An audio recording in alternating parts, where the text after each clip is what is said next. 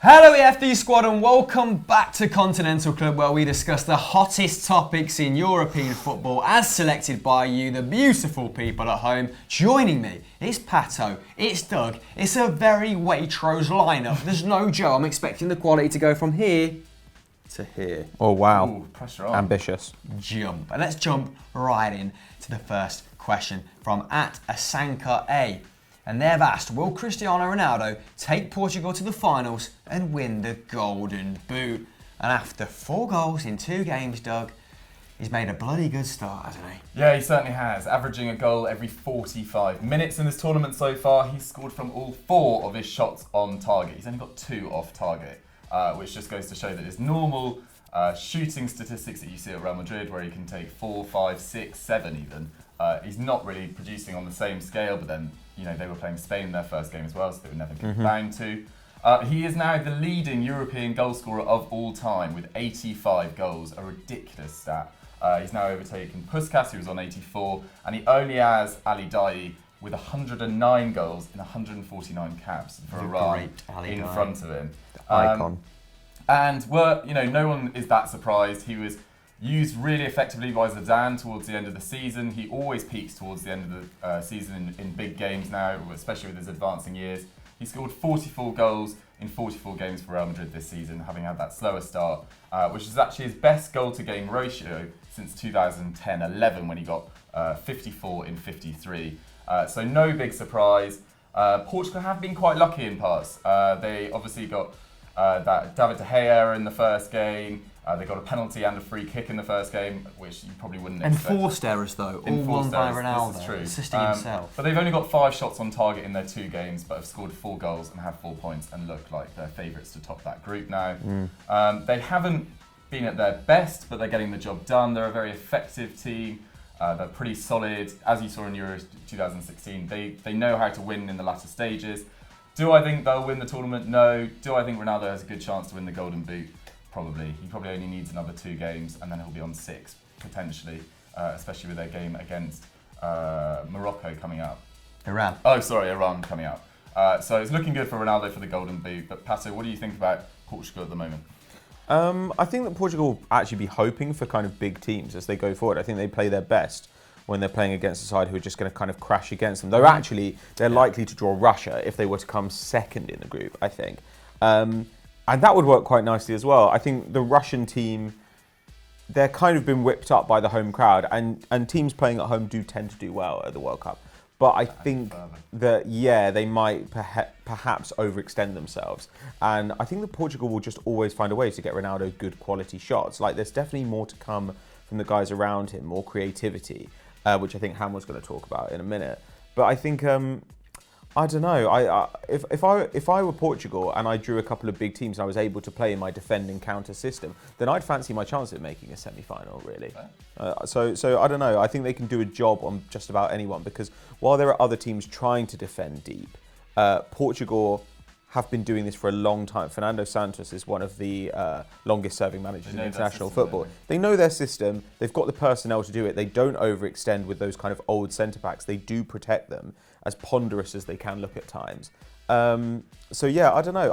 I'm quietly bullish about Portugal. Yeah, imagine if Portugal get France somewhere down the line. Grudge match. 2 great nations, great football pedigree, awful on the pitch product. Yeah. That'll be anticlimactic, won't it? So let's hope that doesn't happen. But anyway, like you just hinted at, I think what bodes well for Portugal is that there's more to come from the players around Ronaldo. And hopefully, as a result, they'll create more opportunities for Ciron, like Gonçalo Guedes, who was creating over 2 chances per game last season for Valencia, having over 1.5 shots, beating his man over 2 times a game. We've seen none of that. He's looked a little bit overawed by the occasion. And I think the experience against Spain and Morocco will put him in good stead to finish strongly, let's say. He's definitely got the talent. I'm a big, big fan of his. I also think in Portugal's midfield, when they play Carvalho and Moutinho, which has been the case in the opening 2 games, they've sometimes looked a little bit laboured. They've lost the impetus without Bruno Fernandes, who of course started against Spain, but not against Morocco. And we saw Morocco dominate large parts of that game. And actually, there was a massive disconnect between Portugal's midfield and Ronaldo. He was less involved in general build-up play than he was against Spain. So I believe putting Bruno Fernandes back in will add that impetus, will add that pace back into their midfield. Bernardo Silva, I think he started relatively well, but there's definitely more to come from him too. And they've got good replacements in the full-back areas. I was going to say a very well-rounded squad, but actually a lot of their talent is at right back and left back. So if Rafa Guerreiro drops out, who I actually thought was better against Morocco. He got up the flank a lot more, as you'd expect, not being pinned back by the superior side. But I think he'll finish strongly as well if he can clock up the minutes and remain fit. Of course, sat out for a long time at Dortmund after reinventing himself, easy for you to say, as a central defensive midfielder. But at right back, obviously Cedric Suarez is playing. They've got Nelson Semedo. They've got Pereira, who just signed for Leicester, who had a fantastic season at Porto, was great on loan at Nice the season beforehand as well. So they might come in use should, like you say, Portugal run into another bigger side. And their centre-backs are ageing, aren't they? They're tiring, and it'd be useful to bring in fresh legs if they have to be a little bit more defensively orientated. Maybe, like a Leicester, a compact back four, as opposed to an expansive one, because they are quite reliant on their full-backs at the moment, aren't they? Overlapping and sort of getting into more advanced positions, because that midfield is so bloody deep. Now, that's my 2 penneth on Portugal. Before my batteries die on my microphone, as they've done 4 times already this shoot, I'm going to list through Ronaldo's potential rivals for the Golden Boot. We have Denis Cheryshev, who started as a substitute, didn't he? I'm not sure how he's got 3 goals. I think he's only had 4 shots on target, but fair play to him. That is called seizing the opportunity, isn't it? Seizing the day. Well done, Dennis. Diego Costa, 3 goals, although his 3rd one came off his fucking patella. Harry Kane on 2 and Romelu Lukaku on 2. I think Luis Suarez's chances are done. Uruguay are terrible. Oscar Tabarez probably needs to go, and I think they need to look at themselves and their footballing ethos. You say he needs a new hip. True. It's a dig, but it's true. Dougie, who do you fancy from those people that I've just said to rival Ronaldo for that Golden Boot? Because he only needs a couple more right to almost get nailed on. Yeah, I said before the tournament, our stick part, I think it'll be Romelu Lukaku. I think they've got a lot of creativity in that side. He's always going to get a lot of chances. They've got Tunisia to come, and then the England game. I think they'll top this group, even though I think it will be a tight game in the last game against England.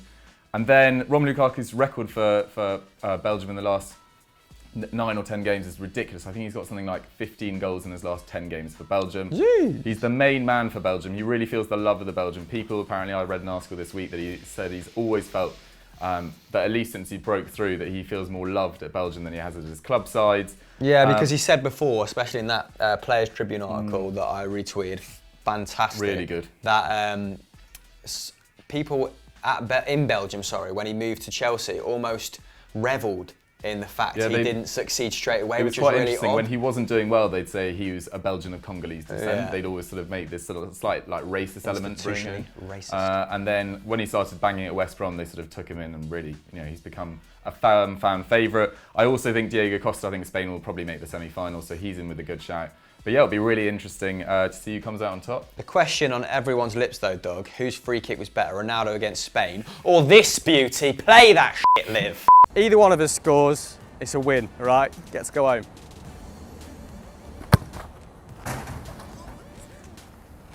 Wow.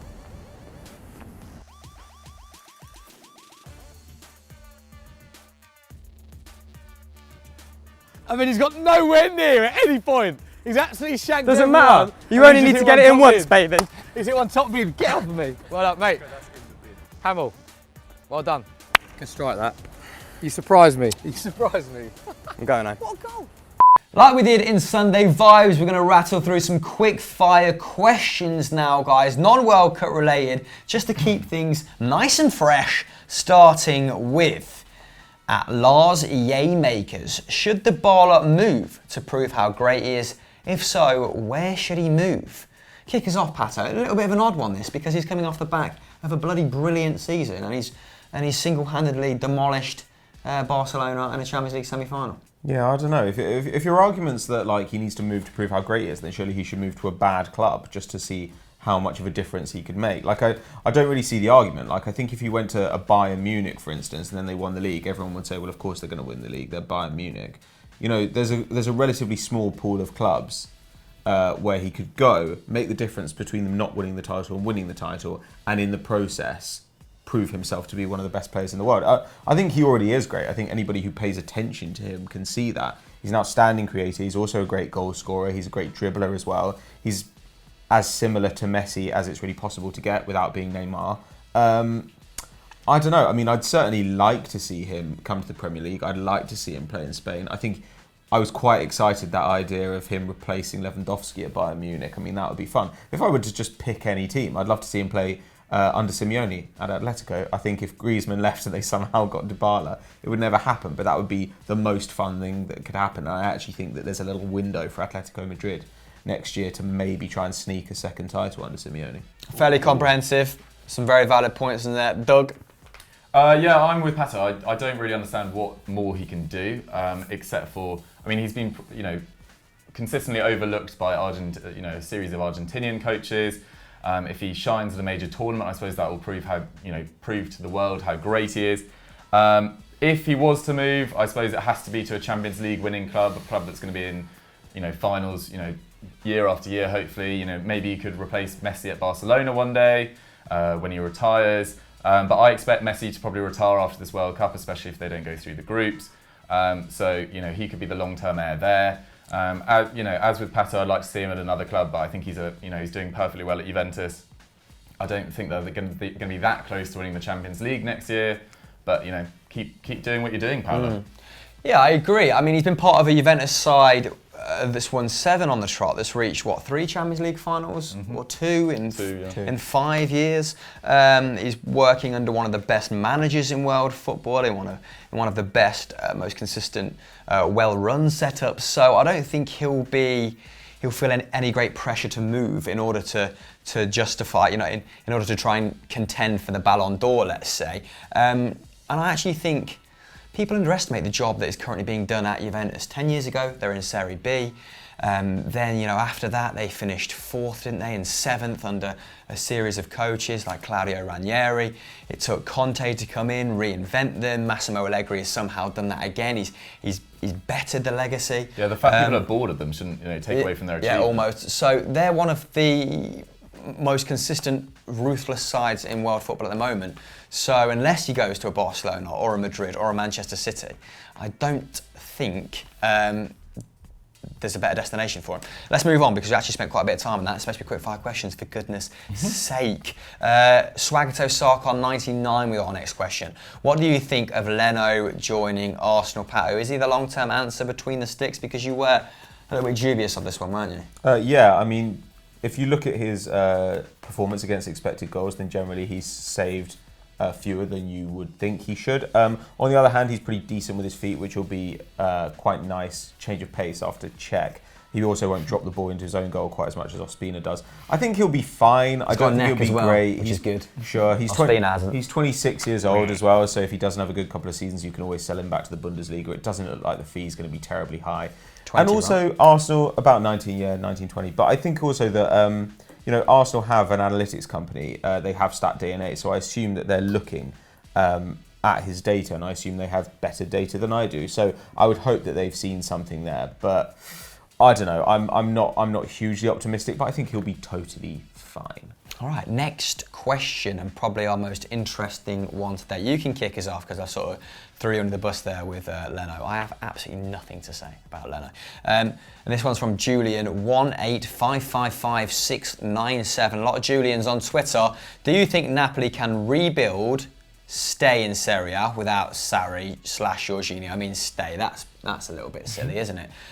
What do you think about Nagelsmann becoming the new Leipzig boss for 1920 as well? So a 2-pronged question there from Julian. Do you want to take the first question or the second sure. one? Which tickles your pickle? I'll go with the Napoli one. This is obviously because Jorginho's £49.5 million move to Man City looks like it's finally being completed this week, in the coming days, after rumbling on all summer. And Sarri looks like it's pretty much confirmed with Chelsea. They're just sorting out the compensation package to Antonio Conte and his staff, which I believe is 9.5 million, which is ridiculous for a compensation package. It's going to be a complete change of ethos under Ancelotti. That style of play, that intricate passing, that quick counter-attack's going to change, I'd expect. I think Napoli will find it difficult to replicate their last 3 years where they finished in the top 2 twice. But they're not going to suddenly become a bad team overnight. Ancelotti's going to have a big transfer budget this summer, especially if they can reinvest the Jorginho money wisely. So I imagine they'll still be around the Champions League places next year, but they won't. I don't think they'll have a title assault again.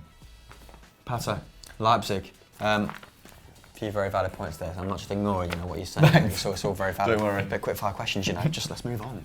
Yeah, I think it's a good appointment for them. I mean, Nagelsmann has obviously been sought after. I think Arsenal were looking at him. Bayern Munich were definitely looking at him.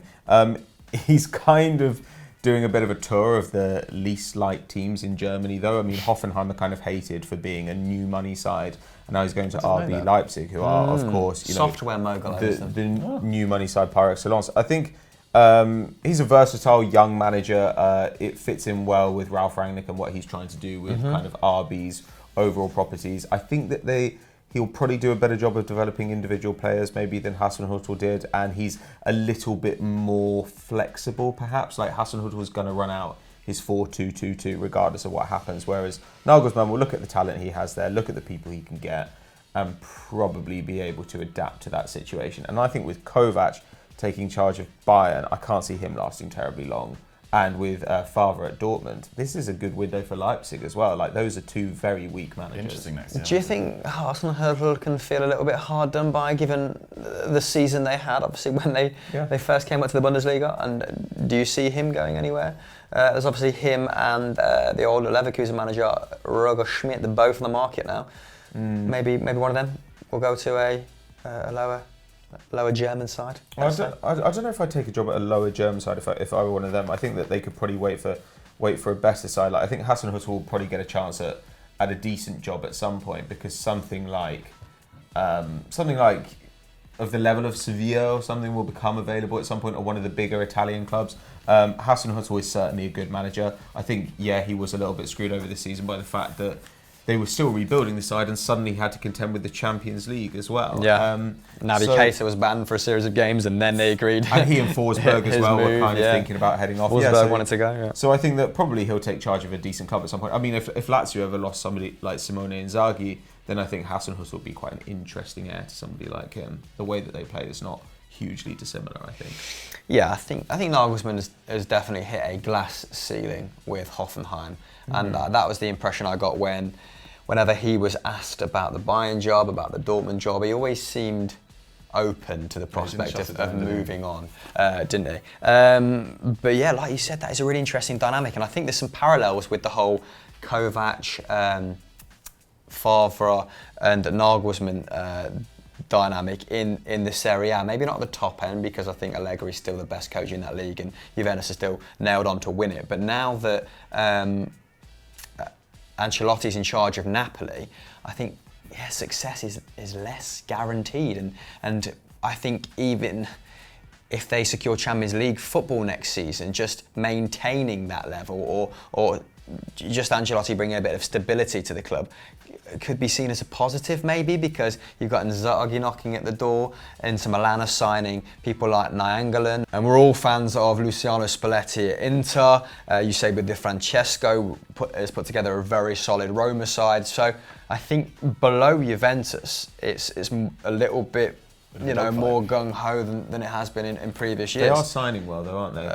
Looks like they're going to replace Jorginho with Lobotka. Looks like they're getting Fabian Ruiz in as well. Lobotka from Celta Vigo. So that's a big step down, though, right? From Jorginho. I quite like Lobotka, and he's put up good numbers before, hasn't he? But Jorginho for Lobotka, I don't think that guarantees. I think it's just a different style of play. I think it would be interesting. I think Ancelotti's quite a good guy to manage that transition, and with people like Insigne and Allen still there, I think that they'll still be a very solid team. I mean, he knows the Serie A, obviously, goes without saying, but this current crop of players are used to, in a similar sense, to the Bayern players were to Pep Guardiola after Ancelotti took over, used to being not run into the ground, but being disciplined, being trained, quite hardly, in a quite militant fashion. So that would be interesting to watch the kind of psyche that group of players change. Maybe also talks of Hamsik potentially leaving, wasn't there? But let's move on. Eduardo T. Raw has asked, what team do you think Hirving Lozano would be a perfect fit for if he was to move this summer?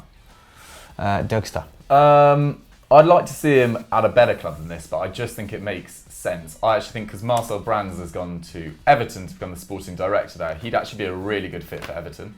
A bit of pace on the wing, bit of trickery, goals from other than the main strikers.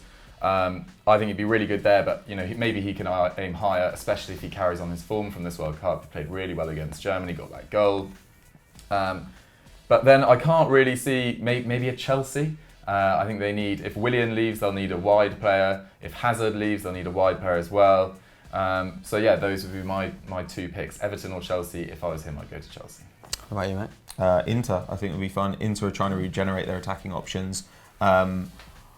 Candreva's not getting any younger, is he? Yeah, and he's not very good either. Perisic is kind of aging out, so I think that it would make sense. Like, it looks like they're going to get Malcolm off Bordeaux. He'll play off the right, and then Lozano could play off the left. That would finally give Icardi the kind of service that he probably deserves. That would be really, really exciting. And, Spalletti's Roma team, they outscored everybody in the league. They were dynamite. So, looking at what he did with Mo Salah, I think it'd be interesting to see what he could do with Lozano. Yeah, Inter Milan would be a good shout. I think they scored as many goals from open play as Torino last season. Yikes. So, wow. I think they're two good shouts. So I think we wrap it there. Guys, thank you very much for your questions this week. We'll be back next Friday with some more European football chat. Gentlemen, what else is happening on Football Daily? We've got loads of World Cup content, haven't we, Doug? Yeah, we do. We've got all the group previews. There's a load All of them. Yeah, all of them. We've got all the top tens. We've got moments that ruin the World Cup. We've got best players of the World Cup, players to watch, etc. So go check out those tens. They're really high quality.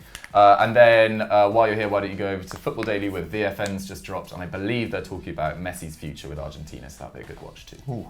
What else is on your Football Daily, Pat? Stat Wars The Champions is back. Zachary Jellab next up to the plate. That should be pretty exciting for everybody. We've got Kieran Carlin bringing over the Comments Show, formerly of 90+1. So that's exciting times as well. So yeah, all your needs being met. We actually couldn't book Don Strapsy this week, so it's Zach versus Doug. So I won't reveal the score. World Cup special. Bye. See ya.